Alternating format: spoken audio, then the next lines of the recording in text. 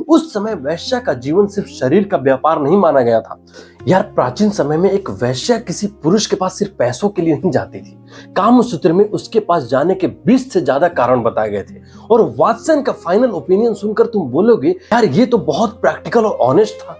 दोस्तों उस समय के ज्ञानियों के अनुसार एक वैश्या किसी पुरुष के पास जाने के कई कारण होते थे। जुनून होता था यानी कि पैशन, डर, पैसे, आनंद, किसी दुश्मनी का बदला हो सकता है, जिज्ञासा यानी कि क्यूरियोसिटी होता था, दुख होता था, धार्मिक कर्तव्य, यश यानी कि फेम हो सकता है, करुणा हो सकता है, दोस्त बनाने की इच्छा हो, शर्म हो, वो पुरुष किसी प्यारे इंसान जैसा दिखता हो, अच्छे भाग्य की तलाश हो सकता है, किसी और के प्यार से छुटकारा पाना हो, लंबी जान पहचान और डिग्निटी यानी कि प्रतिष्ठा की इच्छा हो।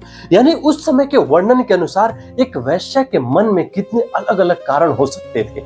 वो सिर्फ एक डायमेंशन नहीं थी दोस्तों, वो एक पूरी दुनिया थी। लेकिन वाटसन यहाँ सबसे प्रैक्टिकल और ऑनेस्ट बात कहते थे। वे कहते थे मुख्य कारण 3 थे। पहला था कि मटेरियल गेन यानी कि आर्थिक लाभ, दूसरा कि मिसफॉर्चून यानी कि मुसीबत से बचना, तीसरा हो सकता है कि लव यानी कि प्यार। यानी वाटसन ने उन 20 से अधिक कारणों को 3 मुख्य कारणों में समराइज किया था। और फिर वे कुछ और इंपॉर्टेंट बातें कहते थे। एक वैश्या को अपने प्यार के लिए पैसे कभी नहीं गंवाने चाहिए थे, क्योंकि पैसे ही उसकी लाइवलीहुड यानी जिंदगी थी दोस्तों।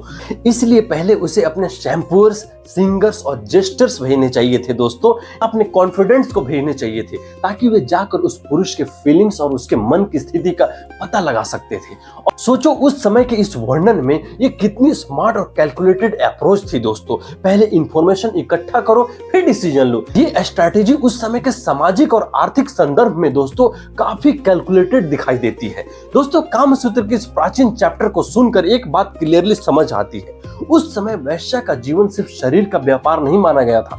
उसके जीवन में सोशल स्किल्स, कैलकुलेशन, नेटवर्किंग और साइकोलॉजी का भी एक बड़ा हिस्सा बताया गया था। और कामसूत्र ने उसके जीवन को अपने समय के सामाजिक संदर्भ में काफी डिटेल में डॉक्यूमेंट किया था दोस्तों। यही है कामसूत्र को इतिहास और संस्कृति के संदर्भ में समझने का एक इंटरेस्टिंग तरीका। दोस्तों मुझे फॉलो करो क्योंकि अभी बहुत कुछ बाकी है।